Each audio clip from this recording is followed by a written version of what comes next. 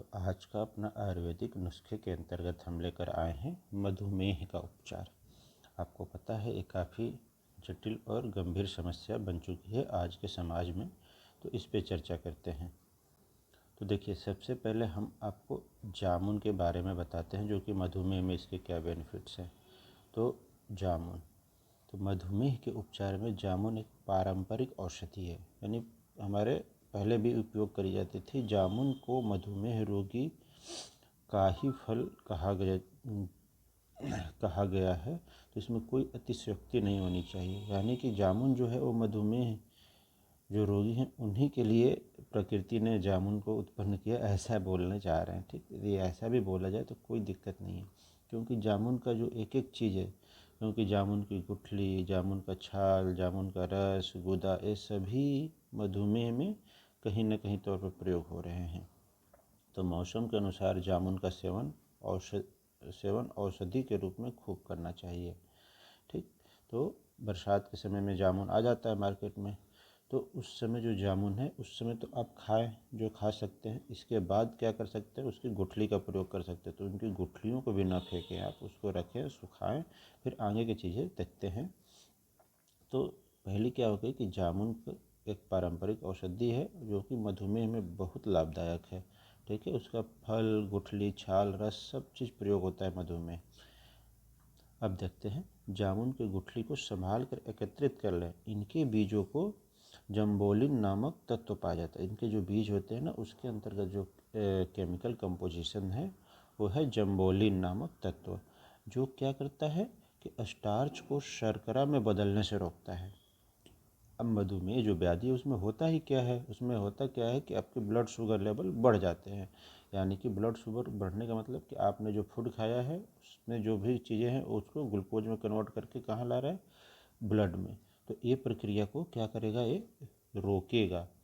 गुठली का बारीक चूर्ण बनाकर रख लेना चाहिए। दिन में 2-3 बार 3 ग्राम की मात्रा में पानी के साथ सेवन करने से, ठीक है, मूत्र में शुगर की मात्रा कम हो जाती है।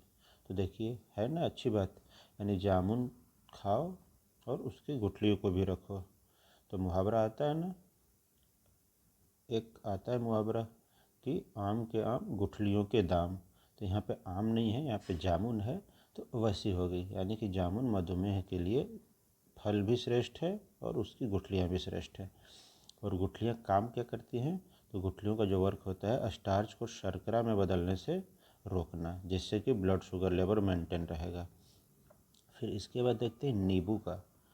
ठीक, तो नींबू का प्रयोग कैसे कर सकते हैं, तो जो मधुमेह के मरीज होते हैं उनको प्यास बहुत ज़्यादा लगती है। ठीक है, ट्रिपल पी के लक्षण होते हैं मधुमेह में। ठीक है, पोलीडिप्सिया, पोलीफेजिया, ऐसे करके। तो इसमें देखिए क्या होता है कि प्यास बहुत अधिक लगती है और बार बार लगती है। तो इस अवस्था में उसको सामान्य पानी की तुलना में आप नींबू निचोड़कर उसको पीने के लिए दें, तो उसकी जो पिपासा है वो शांत होगी। एक होती है पिपासा, एक होती है तृष्णा। ठीक है, जो पानी पीने की जो इच्छा होती है, तो उसकी अवस्था में क्या है कि आप उसको दीजिएगा नींबू निचोड़ के। प्लेन पानी की जगह आप नींबू निचोड़ के उसको दीजिए पीने के लिए पेशेंट को। ठीक, तो वो ज़्यादा लाभकारी रहता है।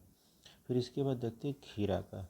तो जो मधुमेह का मरीज होता है उसको भूख भी ज़्यादा लगता है। तो यदि भूख लगता है तो उस कंडीशन में क्या है कि उसके सप्लीमेंट के तौर पे आप उसे खीरा खिलाइए। यानी कि मरीज को भूख कम से कम और हल्का भोजन कराने की सलाह दी जाती है। ठीक है, भूख से यदि कोई मधुमेह का रोगी है तो उसको क्या किया जाता है, जितना भूख लगा ना उससे हल्का कम खाने की सलाह दी जाती है। तो यदि ऐसी स्थिति है तो इसमें क्या होगा, उसको बार बार भूख महसूस होगा। ठीक, और इस स्थिति में खीरा खाकर वो अपना भूख मिटाना चाहिए। तो उसको क्या सजेस्ट करो कि आप खीरा खाते रहिए जब जब आपको भूख लगेगा। ठीक, इसके बाद अदर तो देखते हैं, तो जैसे गाजर पालक का प्रयोग देखते हैं। तो रोगियों को गाजर पालक का रस पिलाना चाहिए। इससे क्या होती है कि आँखों की कमजोरी दूर होती है। यानी कि जो है मधुमेह का यदि स्टेज बढ़ते जाते हैं ना, तो उसमें क्या होती है कि रेटिना पे जो होती है वहाँ की जो वेसल्स होती है वो भी रप्चर हो सकती है। तो इसलिए हमको मतलब जो भी सेंसिटिव ऑर्गन है उनका काफ़ी ख्याल रखना पड़ता है। तो उसमें से एक आती है आँख। तो जब आँख की बात आती है तो उसके लिए ध्यान रखने के लिए गाजर और पालक आ जाते हैं मधुमेह रोगियों को खिलाने के लिए। और भी सब्जी हैं जो काफ़ी लाभदायक रहेंगे, जैसे तरोई, लौकी, परवल, पालक, पपीता, इनका ज़्यादा प्रयोग करें, ठीक, मधुमेह रोगियों के लिए। अब इसके बाद है शलजम का प्रयोग। तो शलजम का भी एक अपना विशिष्ट गुण होता है। तो इससे क्या होता है कि रक्त में स्थित शर्करा जो है, यानी कि ब्लड ग्लूकोज लेवल है, उसको कम होने लगती है। अतः शलजम की सब्जी, पराठे, सलाद या जिस रूप में आप प्रयोग ले सकते हैं, लेने की कोशिश करें।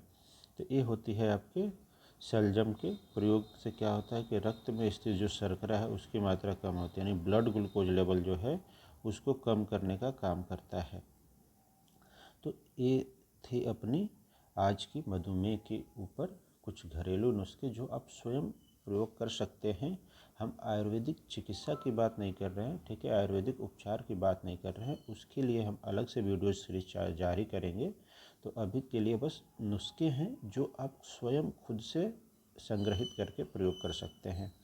चलिए, तो आज के लिए इतना ही। मिलते हैं अगले वीडियो में नए व्याधि के उपचार के साथ। तब तक के लिए धन्यवाद।